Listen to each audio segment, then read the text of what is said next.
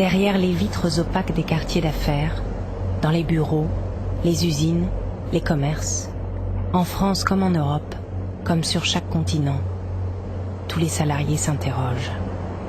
Les économies tremblent, s'effondrent, et une faille abyssale s'ouvre dans un monde qui se pensait confortablement assis sur 30 ans de profits phénoménaux. C'est peut-être le point de rupture d'un capitalisme entièrement dévoué à la finance.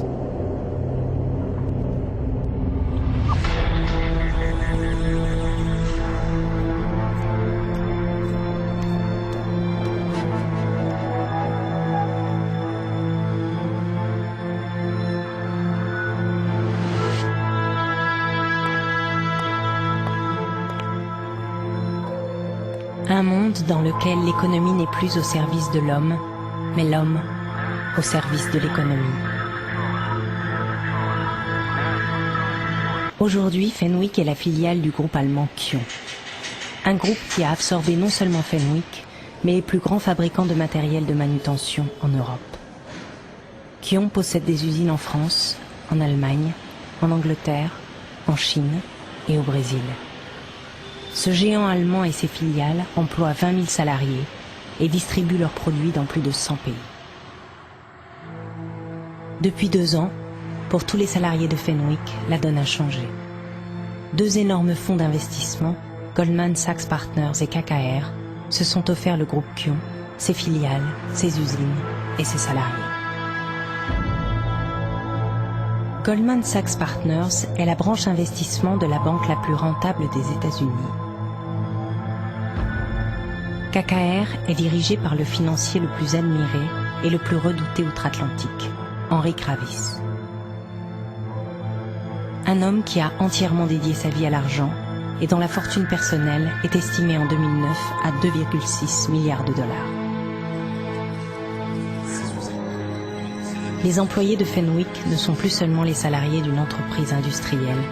Ils appartiennent dorénavant à un monde bien plus opaque, bien plus sauvage, celui de la finance. Cette même histoire se déroule chaque jour dans des dizaines de milliers d'entreprises dans le monde entier.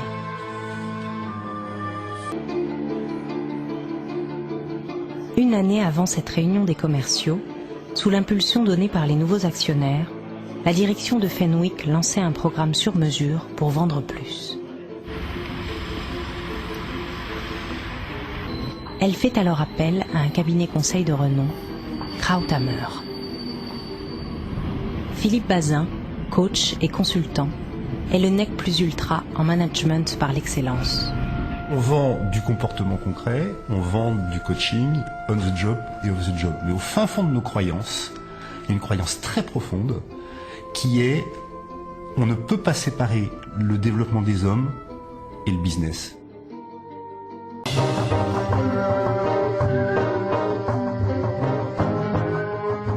De quoi nous parle-t-on, au juste? Dans quelle secte gestionnaire le langage de ces consultants nous projette-t-il? Quelle vision du monde nous propose-t-il?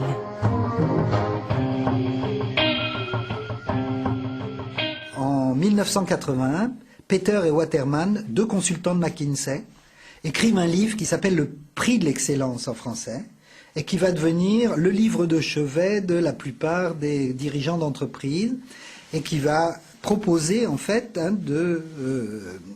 un idéal de performance, un idéal de management, avec cette idée qu'on va réconcilier l'homme et l'entreprise et qu'on va proposer à l'homme de se réaliser, de s'épanouir dans son travail. Alors au fond, là, il y avait 7 piliers. Avec ça, on était sûr que c'était bon, on allait atteindre l'excellence. Bon, ça a duré un certain temps, le bouquin s'est très bien vendu, l'éditeur a dû gagner beaucoup d'argent. Mais ce livre a surtout touché des centaines de milliers de cadres en France. Hein, c'est un succès incroyable. C'est le premier livre de management qui a un succès massif. Tout le management de l'excellence, c'est pour l'entreprise, c'est d'améliorer la productivité. Pour l'individu, c'est le sentiment qu'il est le meilleur, qu'il est le numéro 1, qu'il a fait péter ses objectifs à 120%. On va fonctionner par sous-groupe. Une première personne raconte une anecdote commerciale en 2 minutes et les autres N'hésitez pas à prendre des notes sur ce qu'il dit. Ensuite, une fois que la personne a terminé, notez bien ce qui doit être vrai pour que ça soit vrai dans ce qu'il vient de raconter. Je vais juste vous donner un exemple très simple. Si je vous dis par exemple, ce commercial a du mal à vendre parce qu'il n'a pas un bon relationnel, c'est quoi? Qu'est-ce qui doit être vrai pour que ça soit vrai?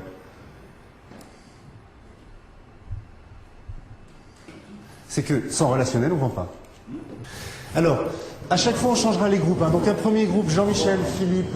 Le consultant externe cherche à saisir cette production de l'intelligence et savoir-faire de celui-là qui l'a produit et inventé en marchant. Il procède à une activité assez spécialisée qu'on appelle l'extraction des connaissances. Donc on ne juge pas, on ne sait pas, on écoute juste l'anecdote, on note et après on voit si on a le... Ah ouais. En réalité, ce que ne disent pas tous ces gens qui font de l'extraction des connaissances, c'est qu'ils ne font pas que de l'extraction des connaissances. Pour toi, il faut savoir sortir le client de son contexte. Oui. Ils masquent et dissimulent le détour par lequel ils arrivent à entrer dans l'intelligence des gens. Pour donner envie au client, il faut se battre pour lui. Si le gars, tu lui as rendu service une fois, il te rappelle et te dit j'ai besoin de toi, on est capable de se sublimer, entre guillemets, pour lui. Attention. C'est quand même un truc vachement fort, hein. C'est vraiment une conviction profonde. Qu'est-ce qui doit être vrai pour que cette histoire soit vraie, soit possible? Ce détour, il n'est pas rien. Hein. On prend une position flagorneuse, vous êtes le meilleur. On fait des week-ends, moi je paye leur casse-croûte, les bières, les machins, tout ça. Mais j'aime ça, moi j'aime ça, j'aime ce que je fais. Donc après, c'est un plaisir. Le problème, c'est d'arriver à créer un rapport avec lui dans lequel il va livrer et dans lequel il va lâcher ce qu'il sait. Oui, Parce que lui, on va lui demander aussi d'être professionnel. L'acheteur, tu vas lui demander d'être professionnel, de dire attendez. On va créer avec lui une relation de confiance. Là, on parle de compétences pures. Et obtenir un consentement. C'est toute la question, elle est là, cette manipulation-là. Comment est-ce qu'on va obtenir que l'autre collabore? Quand la direction met des salariés entre les mains de deux consultants, ce n'est jamais au hasard. Toujours, dans ces cas-là, la suspicion plane. Personne n'en parle, mais chacun est sur ses gardes. Une dizaine d'entre eux vont être choisis, suivis et observés en situation de vente par les consultants. Bon, ça paraissait évident, mais je voudrais quand même revalider les choses, parce que c'est quoi ton but quand tu fais ça? En fait, c'est d'essayer de lui mettre le doute sur le fait qu'il achète bien. Quand même, toute la France achète différemment que vous. Quand 100 chariots se vendent en France, 100 chariots thermiques, on en vend quasiment 30. Et nos premiers concurrents en vendent 14. Ouais. Et on est toujours plus cher qu'eux. Donc, vous avez peut-être mal acheté. C'est lui faire sentir une anomalie dans son achat, quoi. Mais il a certainement un doute maintenant. Ouais, comment tu sais ça? Parce qu'il est attentif quand même. Il a part de marché, il l'a regardé. Vous avez vu cette espèce de façon extrêmement attentive, avec les froncements de sourcils pour regarder l'expert. Mais alors pourquoi? Et prendre cette... Vous voyez, là, un jeu. Évidemment, il manipule les gens, mais aucun d'entre nous ne peut être insensible au fait que quelqu'un vient vous parler et à un moment donné fait quand même acte de reconnaissance de quelque chose que vous avez. Mais pas du tout pour ce que vous croyez. C'est une satisfaction narcissique formidable de proposer aux gens d'être dans un idéal de perfection, de se dépasser, d'aller au-delà de leurs limites, etc. Donc la tentation est forte d'y croire. Pourquoi tu lui dis, ou c'est quoi ton objectif quand tu lui dis plus vous serez exigeant, plus vous serez Fenwick? Plus vous serez exigeant, plus vous serez Fenwick, presque. Honnêtement, je trouve que c'est du grand art, ça s'appelle un recadrage. En gros, quand tu lui dis, c'est justement parce que tu es exigeant, et plus tu seras exigeant, plus on va travailler ensemble. Là, tu regardes ce que parce que en fait, j'en suis persuadé. Valérie, qu'est-ce que tu aurais vu, toi, qu'on n'aurait pas creusé dans l'entretien sur ce qu'a fait ou ce qu'a entendu Bruno Toujours pareil, à un moment, je trouve que au contraire, tu remets de la pression. Ma lecture, c'est que tu mets de la pression tout de suite et régulièrement tu entretiens la pression. Ouais, alors c'est parce que c'est quand on monte un petit peu qu'on se dit les choses. C'est quand on est vraiment presque en confrontation, quoi. Positionnement fort, hyper assertif dès le départ. Mais je ne vais pas labeller ça comme mettre la pression. Dans mon filtre à moi, c'est mettre un cadre. tel que je le lis, dans la façon dont il l'a fait, il met pas le cadre. C'est-à-dire qu'à un moment donné, au moment où il le met, c'est plus rajouter, remettre un peu de pression que mettre un cadre. Oui, clairement c'est ce qu'il dit. Oui. Finalement, ce cadre technico-commercial qui va vendre les choses, il est totalement manipulé. Il croit qu'il participe à quelque chose d'important. Ces modes opératoires, quand ils auront été isolés, on va les enseigner, et ceux qui ne suivent pas, ils seront éliminés. En fait, il se fait prendre, évidemment, parce que tout ça, c'est l'antichambre de sa propre liquidation, ce qu'il ne sait pas. Ce qui, au départ, est donné sur le mode de la séduction pour reconnaître aux meilleurs leurs mérites, est en fait réutilisé comme une méthode de terrorisation, parce que c'est ni plus ni moins que ça, tout le monde le sait. Tout le monde le sent, qu'en réalité, ça va devenir la nouvelle norme, c'est-à-dire la nouvelle prescription, et où vous marchez, vous réussissez, et vous restez, où vous sortez. Donc, il y a dans la nouvelle performance une menace. Il y a une promesse, mais en même temps, il y a une menace. Et cette menace, elle est probablement quand même un des éléments importants de l'adhésion, évidemment, des gens qui ne sont pas dupes et qui savent très bien que s'ils n'entrent pas dans ce jeu-là, ils vont être liquidés.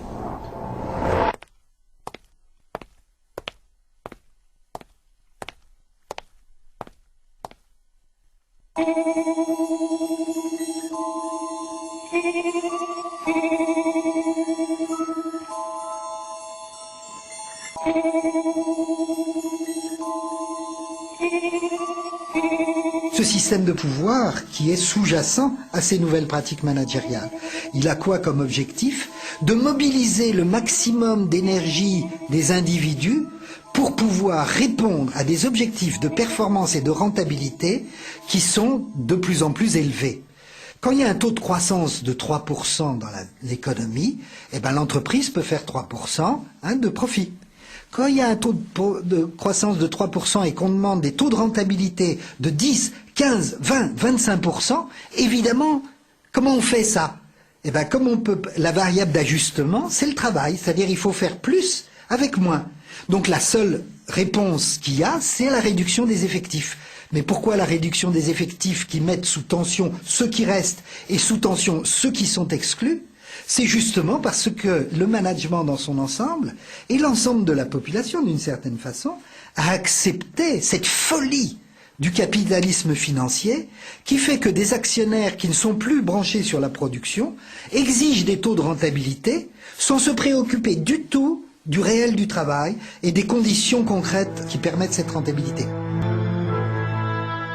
Je m'appelle Jean-Luc Mastiquian, je suis directeur général de la partie industrielle de Fenwick, de l'ensemble industriel de Fenwick, et plus exactement de l'ensemble industriel représenté par le groupe Kion en France.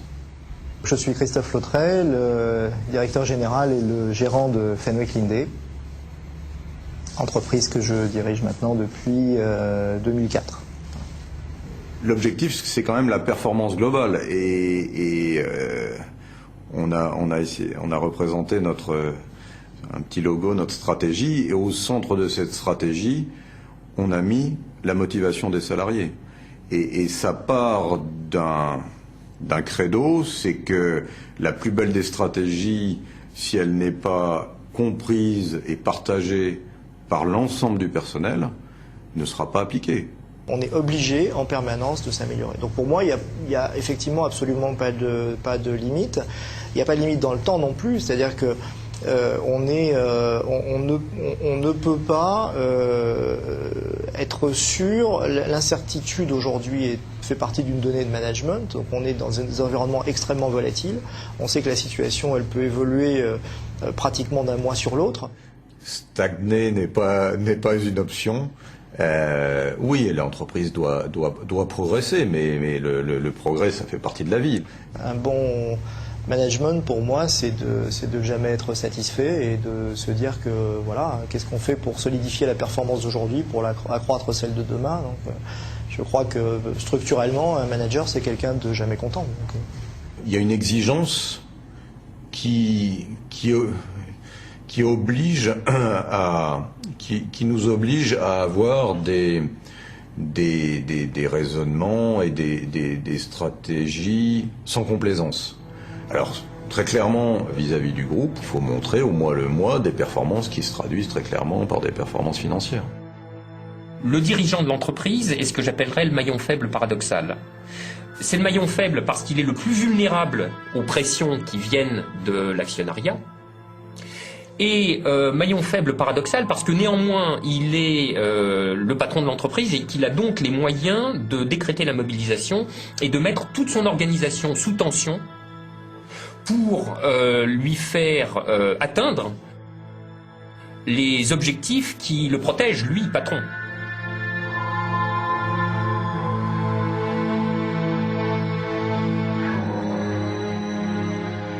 Qui est cet actionnaire qui dicte les objectifs? Qui est Henri Kravis? Je vous dis, comme il y a beaucoup de monde qui nous regarde, voilà, je suis un peu prudent là-dessus. Ouais, sur Kion et sur l'actionnaire aussi. Ouais, je suis sur Kion et sur l'actionnaire, voilà, parce qu'à partir du moment où le mot KKR est prononcé, où que ce soit partout, ils ont des agences qui pigent la presse à longueur de journée. Enfin, c'est des gens très organisés, qui ont des grandes oreilles partout. Et donc, à partir du moment où le mot KKR est prononcé, puis il y a une oreille qui se dresse quelque part. Et si je pouvais éviter, ouais. Henri Kravis est l'un des pères de ce capitalisme financier qui règne en maître depuis 30 ans. C'est au milieu des années 70, aux États-Unis, qu'il crée avec deux associés, Kohlberg et Roberts, un fonds d'investissement, ce que l'on appelle en anglais une société de private equity. L'objectif de ces sociétés d'investissement, acheter et optimiser des entreprises afin de les revendre plus cher, et cela dans un temps record. Pendant une dizaine d'années, les fonds de private equity vont d'abord opérer sur le marché américain. Mais grâce à la déréglementation des marchés de capitaux dans le début des années 80, ces investisseurs vont pouvoir appliquer leur méthode à l'échelle de la planète et en tirer des bénéfices phénoménaux. C'est Henri Kravis qui a inventé, avec ses associés, un des outils financiers qui va donner les pleins pouvoirs à ce capitalisme actionnarial, le LBO, une pratique aujourd'hui banalisée et utilisée dans le monde entier. Le monde de la private equity, alors, est d'une sauvagerie sans pareille. Parce évidemment, les montages de private equity consistent en ce qu'on appelle des LBO, Leverage Buy Out. Alors, buy out, ça veut dire qu'on achète buy pour faire sortir de la bourse, out. Et leverage, ça veut dire que le montage d'ensemble de l'opération associe une petite part de capitaux propres et énormément d'endettement. Et le fait de procéder avec énormément d'endettement produit ce qu'on appelle l'effet levier, leverage. Pour acquérir le groupe Kion, maison mère de Fenwick, KKR et Goldman Sachs Partners investissent 850 millions d'euros, soit 20% du prix d'achat de Kion. Ils empruntent le reste, plus de 3 milliards d'euros, à plusieurs dizaines de banques. C'est le principe du LBO. Ces nouveaux investisseurs financiers, ils ont tous pour objectif de sortir dans les 3 à 5 ans. La création de cette dette impose la génération de cash par l'entreprise pour rembourser cette dette. Maintenant, toutes les personnes de l'entreprise sont impactées par le cash, parce que l'idée c'est de convertir la plus grosse part de notre résultat d'exploitation en cash. Donc on se paye sur la bête en lui prélevant tout le cash nécessaire pour payer au banquier la dette. C'est ça qui est terrible, c'est que effectivement, cette contrainte ne nous sépare plus que de quelques crans de la prise d'otage pure et simple. Muscle ton jeu. Muscle ton jeu, Robert. Si tu muscles pas ton jeu, fais attention. Je t'assure, tu vas voir des déconvenus parce que tu es trop gentil. Ces opérations sont extraordinairement profitables. Mais entre-temps, alors il a fallu faire dégorger le cash à l'entreprise. Donc c'est pas du tout un capitalisme qui développe. Dans le capitalisme à l'ancienne, pour devenir un leader mondial, il fallait réinvestir le surplus patiemment accumulé pendant des décennies. Et c'était ça le rythme de croisière d'une entreprise. C'était ça sa temporalité propre. Et au bout de 2-3 décennies, alors elle était devenue vraiment une grande entreprise sur le marché mondial. Swing low, sweet cherry ho, coming for to carry me home. pour les hommes du capital industriel, il y a une espèce de primat de la pulsion de réalisation. Ça ne veut pas dire qu'ils sont indifférents au profit, évidemment pas, mais le profit est déclassé dans la hiérarchie des priorités. Ce qui est visé, c'est l'expansion, la réalisation, c'est, je veux dire, créer une dynastie industrielle, par exemple. Je veux dire, les Dassault, les Bouygues, les Lagardère, etc. Créer un empire entrepreneurial, marquer l'espace de ces constructions, pour les grands constructeurs de génie civil, accomplir des révolutions technologiques qui vont façonner profondément les modes de vie pour un Bill Gates. Voilà, c'est ça les forces motrices, n'est-ce pas?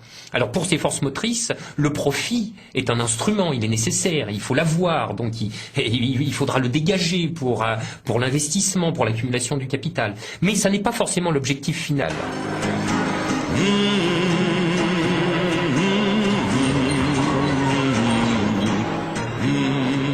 Le capitalisme actionnarial révolutionne absolument tout ça. C'est son alpha et son oméga, le profit. C'est son horizon ultime et exclusif. Qu'il investisse dans une saboterie ou une entreprise qui fasse des centrales nucléaires, ça lui est indifférent. L'essentiel, c'est la bottom line, c'est-à-dire le profit net et le taux de rendement des capitaux propres. Et si jamais c'est faire des yaourts qui payent plus que de faire des centrales nucléaires, le capital financier quittera le secteur du nucléaire sans l'ombre d'un regret et sans l'ombre d'un souvenir pour se réinvestir intégralement dans le yaourt. Dans cette logique, KKR a pris possession de groupes de médias, de télécommunications, de distributeurs de jouets, de laboratoires pharmaceutiques, de fabricants d'électronique, de producteurs et distributeurs d'énergie, de cliniques, d'universités, d'hôtels de luxe, de chaînes de quincaillerie, de fabricants de matelas, de fournisseurs de béton, de sociétés de sécurité et d'immobilier. Henri Kravis possède un empire. Les ventes annuelles de ces sociétés dépassent celles de Microsoft, Coca-Cola et Disney cumulées. Ces 450 000 employés n'en savent rien. Ils n'ont jamais croisé le chemin d'Henri Kravis. Pourtant, ils subissent exactement les mêmes pressions que les salariés français de Fenwick.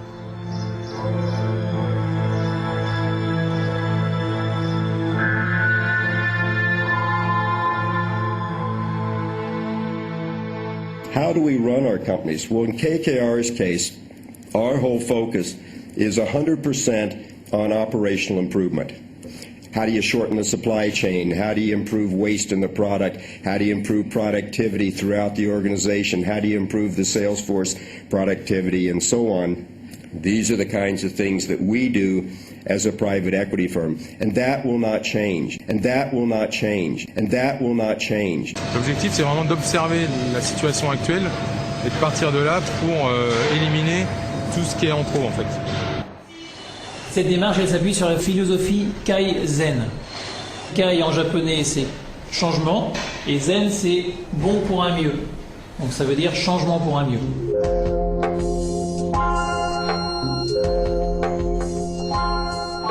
Les principes japonais du Kaizen identifient 7 gaspillages capitaux.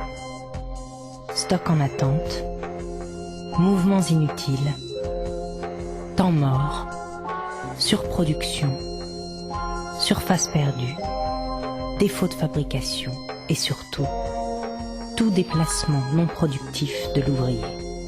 Une réorganisation au millimètre.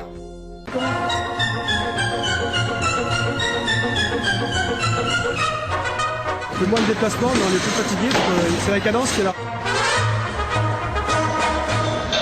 C'est bien sans être bien. Le lean est bien pour le client, mais pour nous, ça augmente les cadences. Ça se ressent, hein. Ça se ressent tout de suite. La promesse de gain est colossale.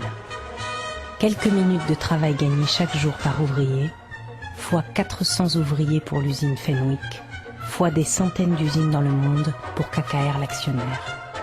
Dans les usines, l'ouvrier marche moins. En contrepartie, il piétine plus, mais sa productivité augmente. Son travail est désormais robotisé. Hommes et femmes se rapprochent au plus près de la machine. Cette augmentation continue des cadences, des flux, conduit un certain nombre d'ouvriers à des conditions qui sont proches de celles des sportifs de haut niveau. On sait que le sport de haut niveau, les gens sont à la limite de résistance physique, c'est régulièrement des fractures, c'est régulièrement des accidents, c'est régulièrement des problèmes de tendinite. C'est des problèmes de dopage aussi. On commence à en voir beaucoup dans les usines. De plus en plus, dans les usines, il y a des problèmes de drogue. Non pas que les gens se droguent parce qu'ils trouvent ça agréable. Souvent, c'est des gens qui n'ont pas beaucoup d'argent, mais ils se droguent pour oublier la douleur, pour oublier la souffrance, pour oublier le stress dans lequel ils sont. Je ne veux pas faire du misérabilisme social, mais il y a un véritable problème là, qui est de même nature que celui des sportifs de haut niveau. Donc, c'est vrai qu'on sent dans un certain nombre d'endroits, dans un certain nombre de cas, qu'on atteint finalement pour un travail d'opérateur, payé au SMIC finalement, des conditions de celles qui sont des champions de très haut niveau, qui peuvent être parfois payés des centaines de milliers d'euros, voire même des millions d'euros, ce qui pose de vraies questions. Et que bien évidemment, si ces champions sont formés, sélectionnés, encadrés par des médecins, des coachs qui les suivent, eh bien les techniciens, les ingénieurs qui sont à l'usine ne sont pas des coachs pour encadrer des champions du monde.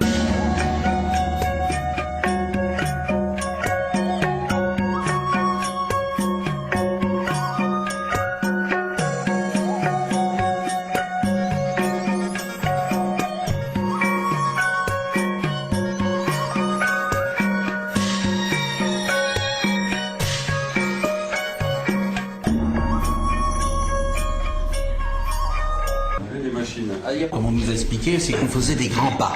Aujourd'hui, il faut travailler en faisant des petits pas. C'est-à-dire, pour eux, c'est quantitatif. On vous dit, cette caisse-là, au lieu qu'elle vienne ici, on va te la mettre juste un petit peu devant toi et tu vas gagner déjà 2 secondes. Donc on fait aller les gens toujours plus vite par des petits trucs comme ça. Et puis on voit qu'au bout du compte, les gens piétinent, restent sur place, font partie d'un rendement de chaîne, et puis on est dans un rouage, et puis on est totalement emmené comme ça à longueur de journée. Et ils ont fait la chasse au petit temps de récupération que les gens pouvaient avoir, et puis les gens, on a vraiment plus de temps pour souffler. C'est ce qu'on a aussi dans les usines. Eric Becker leur apporte un livre écrit par un journaliste japonais qui a passé 6 mois infiltré dans l'usine de Nagoya, l'endroit où s'est inventé le toyotisme. Depuis sa chaîne de montage, le journaliste décrit un monde qu'il appelle l'usine du désespoir. C'était il y a 30 ans.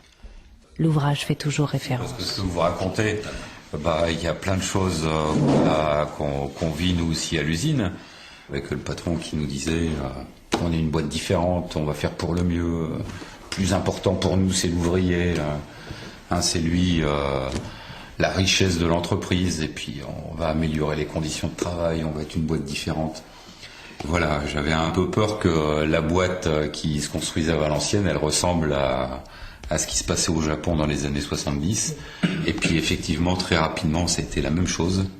Donc passer aux copains syndiqués pour qu'ils se rendent compte que ce qu'on était en train de vivre et les conditions de travail qui se dégradaient, ça ressemblait de plus en plus à ce qui était décrit dans le livre.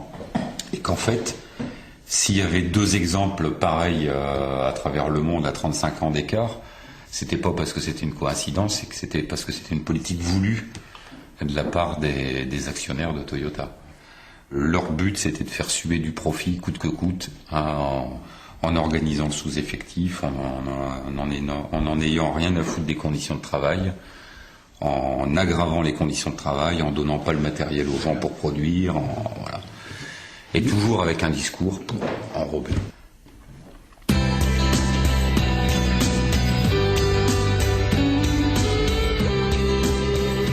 Voilà donc la recette magique apportée par les consultants dans l'usine de Sénon. Le Lean Manufacturing ou encore Système Toyota. Un mode d'organisation du travail qui a fait de Toyota, petit constructeur automobile marginal des années 60, le plus gros groupe industriel de l'automobile au monde. L'aboutissement d'un siècle de pensée sur l'optimisation de la production industrielle.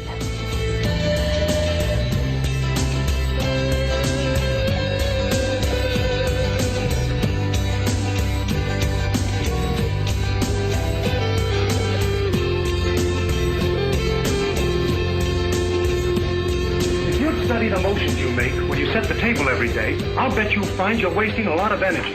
In fact, I'll bet there are better ways of doing almost everything around here. 40 seconds. Dans cette recherche, un ouvrier d'une usine de métallurgie a ouvert le bal à la fin du XIXe siècle, Frederick Winslow Taylor. Ancien tourneur devenu contremaître, Taylor est confronté à ce qu'il appelle la flânerie systématique de ses subordonnés. Il y voit une mauvaise organisation du travail. De ces années d'observation, Taylor publie en 1911 un ouvrage, Principles of Scientific Management.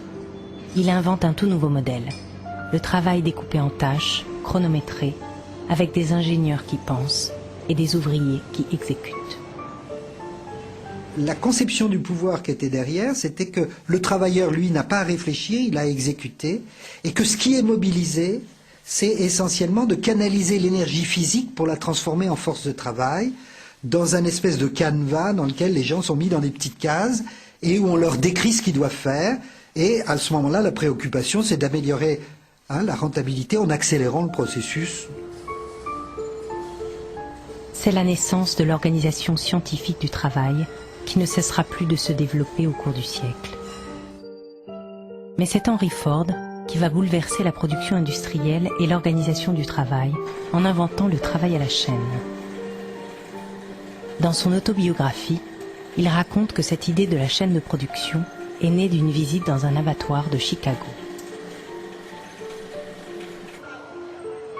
Entre les deux guerres, Ford affiche sa volonté de vendre à ses propres ouvriers les voitures qu'ils produisent par une politique de doublement du salaire moyen, $5 a day. Il répond ainsi à un double objectif, stabiliser sa main-d'œuvre pour réduire les coûts de turnover et augmenter le pouvoir d'achat des ouvriers afin de stimuler leur demande en biens de consommation.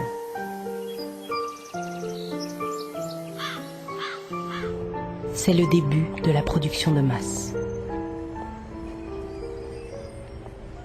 Ce paradigme fordiste ne cessera de se développer à travers le monde jusqu'à la fin des années 70, période à laquelle le toyotisme va commencer à s'imposer en Occident par l'intermédiaire d'ingénieurs américains de retour du Japon, convaincus qu'il y a là une manière de produire plus.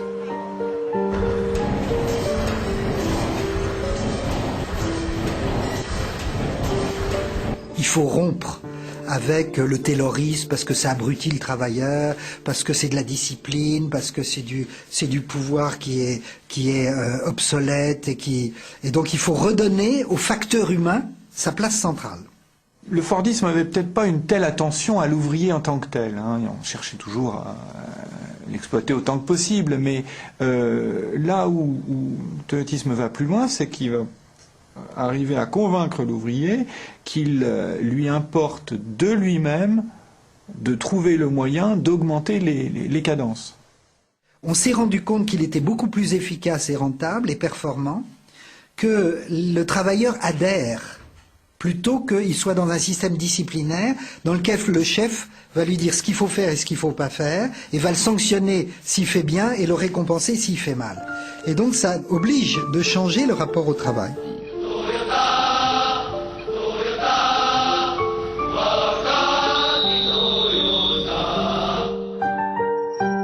Dans les usines japonaises, un rendement exemplaire continue. Toyota fait travailler près de 200 000 ouvriers. L'année dernière, 2 500 000 véhicules ont été construits par Toyota.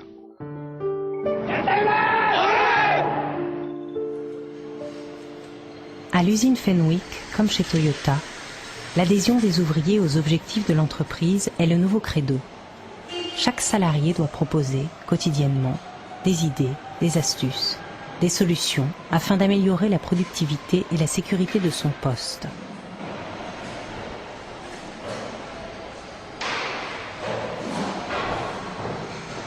Voilà comment l'ouvrier devient responsable de l'intensification de son travail. Pour inciter les employés à collaborer, la direction évoque sans relâche l'opportunité qui s'offre à eux de travailler dans de meilleures conditions. Cette démarche vise surtout à faire en sorte que les salariés soient les acteurs de l'amélioration de leur poste, et ça va donc par évidemment une meilleure organisation, donc des meilleures conditions de travail, une réduction de la pénibilité des tâches, tout ça dans un même sens.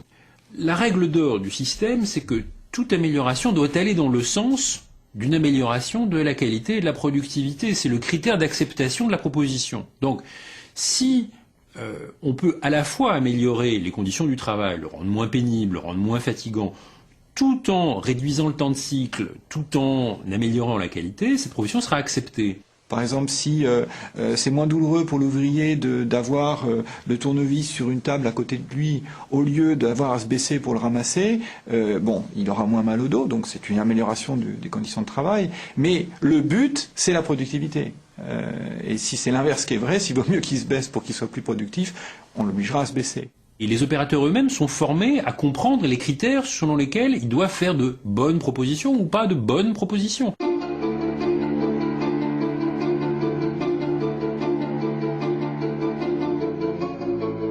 Depuis l'introduction du toyotisme chez Fenwick, selon les partenaires sociaux, les accidents du travail ont augmenté de 25%.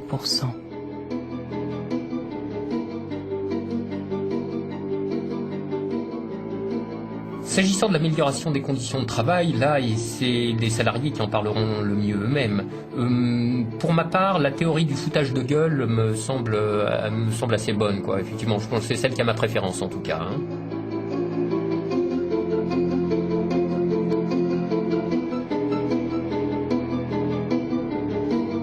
Cette contrainte de la finance actionnariale est devenue tellement impérative qu'elle exige l'ajustement instantané.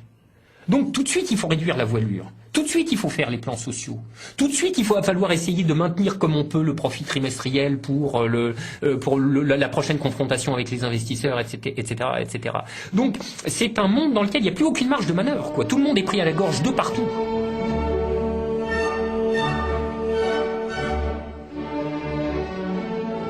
Deux ans après le rachat par KKR, le directeur de l'usine Jean-Luc Mastiquian annonce aux salariés une réduction des effectifs.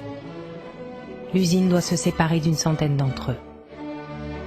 Le système Toyota permet de produire plus avec moins de ressources. C'était exactement l'objectif.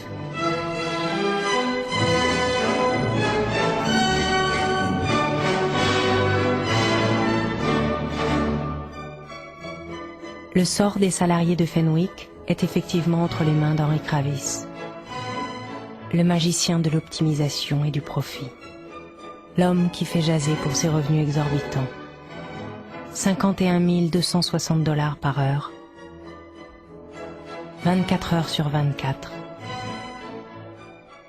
365 jours par an. Soit 1 300 000 $ par jour. Soit encore 450 millions de dollars en 2006. Ce qui équivaut à 23 492 années de salaire d'un ouvrier de Fenwick. 2006, 2007 were phenomenal years because there was cheap capital, plentiful, and we put a lot of money to work.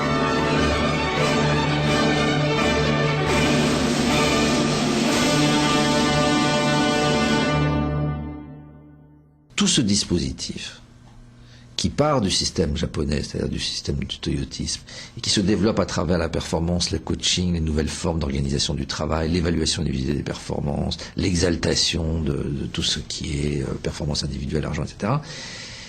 C'est vrai que ça ne repose pas que sur le consentement des petites gens, et des gens ordinaires qui se font emporter, séduire et menacer. Ça marche aussi parce qu'il y a tout le zèle d'une partie quand même de gens qui sont des leaders de ce système. Ce ne sont pas simplement des idéologues isolés, il y a véritablement une pensée d'ensemble de comment produire un ensemble idéologique qui réfère essentiellement au pouvoir et à l'argent, et non pas à la culture et à la civilisation. Il suffit de parcourir le rayon management des librairies, et ce jusque dans les gares et les aéroports, pour comprendre combien cette idéologie se diffuse, combien ce mélange abrutissant de solutions clés en main ne rencontre plus aucune résistance, ne rencontre plus aucune résistance, ne rencontre plus aucune résistance.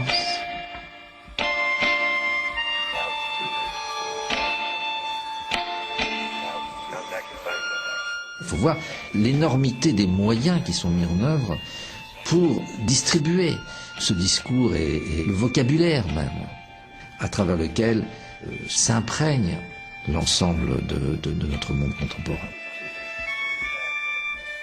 L'idéologie gestionnaire se présente comme pragmatique, pas du tout idéologique.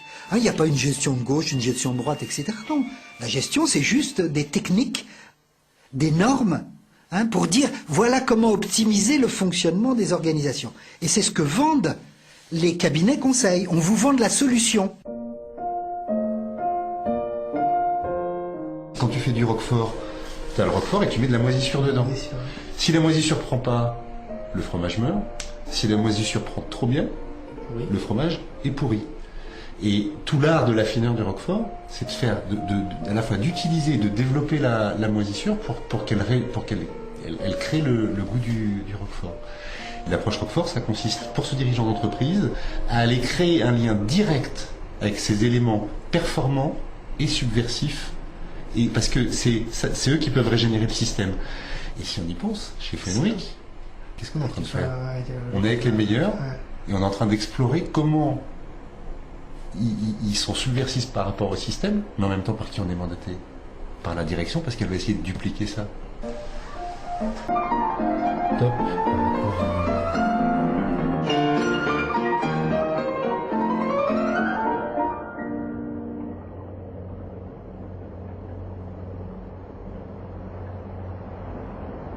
Moi, je fais partie de ceux qui défendent que le rapport au travail n'est pas contingent, n'est pas accessoire, n'est pas anecdotique, que tout être humain cherche d'une certaine façon, à travers le travail, l'occasion de se mettre à l'épreuve de soi, pour devenir soi-même, pour s'accomplir. Je pense que c'est un invariant humain. Le mépris dans lequel est tenu le travail n'est pas d'aujourd'hui. Ça existait déjà dans l'Antiquité, c'était les esclaves, ça est passé par les serfs de l'Ancien Régime, ça continue avec le taylorisme et le fordisme, et aujourd'hui on est dans un suprême mépris du travail. Cet écart et cette manipulation qui est faite en faveur du patrimoine et des revenus spéculatifs contre le travail, dont on est prêt à détruire toutes les caractéristiques, celles qui sont nécessaires à l'exercice de l'intelligence et à l'exercice de l'accomplissement de soi, oui, je pense que nous sommes dans une évolution qui malheureusement ressemble beaucoup à quelque chose qui a à faire avec la décadence d'une civilisation. Oui, je pense que nous sommes dans une évolution qui malheureusement ressemble beaucoup à quelque chose qui a à faire avec la décadence d'une civilisation. Oui, je pense que nous sommes dans une évolution qui malheureusement ressemble beaucoup à quelque chose qui a à faire avec la décadence d'une civilisation.